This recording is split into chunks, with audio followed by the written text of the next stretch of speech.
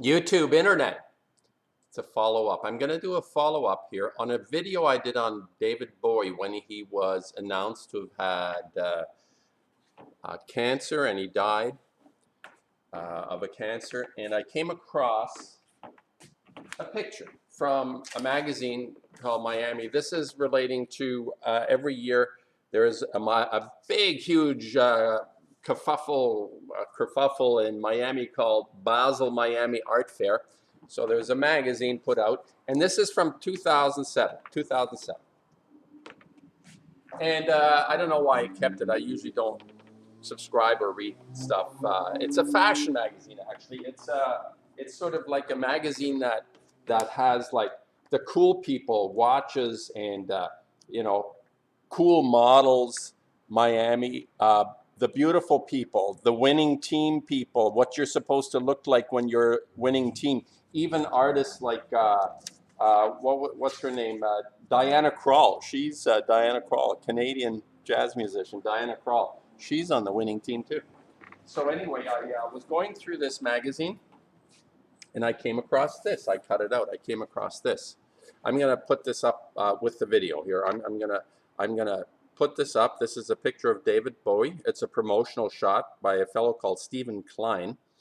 And this was done, published in 2007. Now I'm gonna just go into this a little bit, and I'll put it up so you can have a better view of it and what's going on here. And I mean, I'm a symbols person in terms of my own work.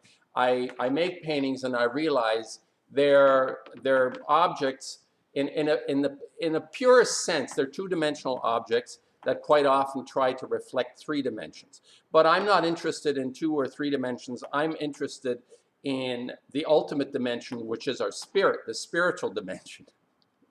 And you can reduce that to a dissertation on symbolism. Symbolisms are actually quite fascinating, especially when they're like this. And I'm going to show you my dissertation on Bowie, having been absorbed into the culture of death, like literally. This is like the culture of death, literally. And all the people who adhere to his music, it is seductive.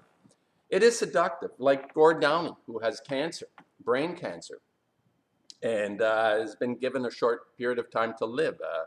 And these people who are pop heroes have basically abandoned humanity for their success, for their art, whatever their excuses are. People come forward with their genius, their inventiveness, their creativity. And quite frankly, creativity is quite low on my list of importance. I consider originality to be of the utmost importance to the artist. Creativity is something that a kid who learns how to tie their shoelace and have another version of a knot or whatever, there is a creative instinct. We fool around, we try things, we're creative, but creativity is ubiquitous. It's everywhere, and it's in different levels. And I think the highest form of creativity I suppose I could say, is originality. And you will not rarely see originality. It's very rare now. Originality is quite rare. And it's not something that can be formalized in any kind of way. Originality is something quite extraordinary from the point of view that we are part of a mystery, as I've said. There is a kind of expression. We are expression of this mystery on different levels. And now I don't want to get too far into this. I want to talk about this particular image that I saw, and I did a video on David Bowie, kiboshing his whole oeuvre, his whole creative output in terms of, yes, seductive, but culture of death guy, culture of death, totally. And I'm going to show you now. And now I'm going to post this here, and instead of me being on the video, I'm going to look at this and you're going to see it. So this was posted in a magazine in 2007. And it represents what is obviously a corpse, a woman, a corpse wearing a kimono. And a kimono is a traditional Japanese dress. Every culture, every country, depending on how old they are, have traditional forms of dressing. And a kimono is the country's archetypal dress form for women. And this corpse, obviously, it's a white corpse, interestingly painted like a clown, like some kind of a death mask on this white anorexic type body. And if you look at the bottom, you can see that it is a corpse because gangrene has set in to her foot as she's sitting on David Bowie's lap. And David Bowie is gesturing the Baphomet gesture. You see his hand coming out like the Jesus character who puts out his little hand.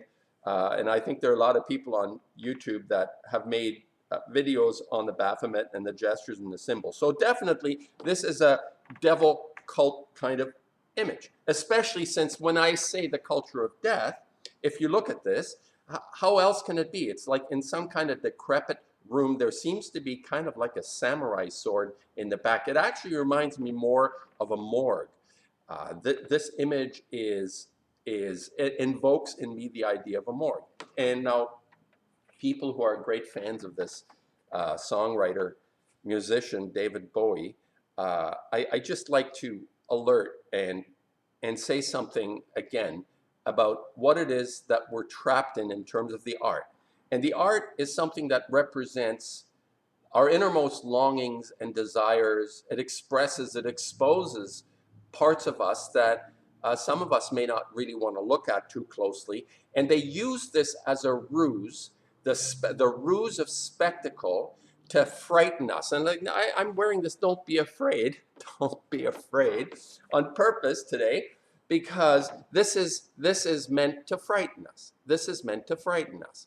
And it is also meant to anyone that might have an inclination to represent our being, our spirit, in a way that allows us to survive, is going to be kibosh, is going to be suppressed, repressed. As I've said, I've been attempting to put my Fukushima paintings onto the walls of museums. I've had rejections, over 75 rejections.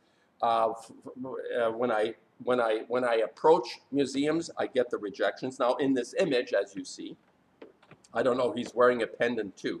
Now what I find really disturbing when I came across this, what I find really disturbing is the idea of, it's obviously, it's not a Japanese woman, but it's supposedly a Japanese woman.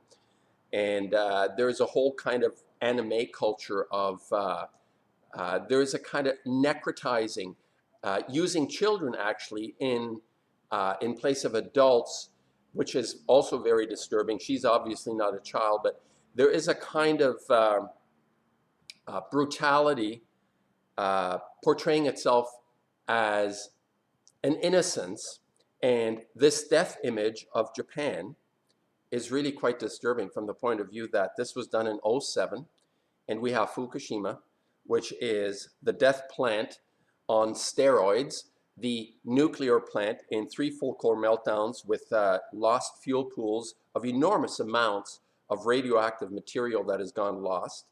Japan is completely under siege of this radioactivity. And here's David Bowie acting the Baphomet, the devil character, holding the corpse of Japan.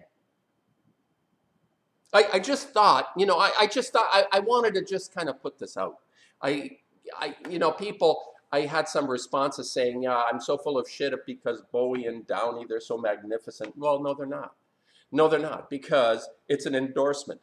And this may even be a premonition or a foretelling of some kind, not like a predictive thing where you're hit and miss on something happening. This was actually known within this group, this oligarchic group of successful pop artists who are privy to some kind of insight and understanding, because this is brutal. This is actually quite brutal. I find this so offensive just as an image, but in the context of what we're going through with Fukushima, this was 4 years before. And I thought I'd just put this out because I am involved in I've been involved in making paintings for over 40 years. And the idea behind it for me isn't to undermine, but is to bring out something in first of all, in myself, to find things within myself, inspirational aspects of my nature, something that I say to, you know, I come to the studio and I don't know what I'm going to do at any given day, which is why the work that you see, this is going to be in an exhibit. I finally managed to pull off an exhibit in a gallery.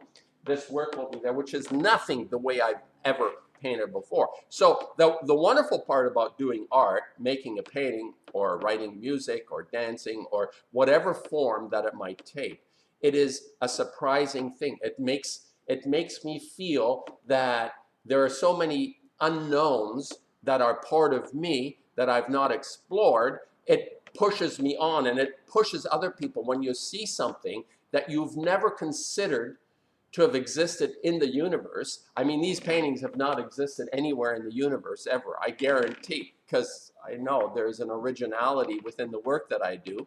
So there is this gratification that we all share in of being privy or part of something of this unknown that is expressed in a way that we can internalize. And what I want to internalize is the highest part of myself and other people, not this, not this. And I don't care how seductive and brilliant Commander Tom is making music. It's not something that I am part of or I want any part of. And I think this is quite eerie, this particular image. You figure it out yourself. You can actually see, I'm sure there are people that can see things in this that are even beyond what I see, but I find this Fukushima connection very, very disturbing about a person that I did a video and I said, I'm sorry people have cancer and he had cancer, but this is nasty. This is just downright nasty, brutal. So don't be afraid. What can I say? Or be very afraid. Maybe be very, very afraid.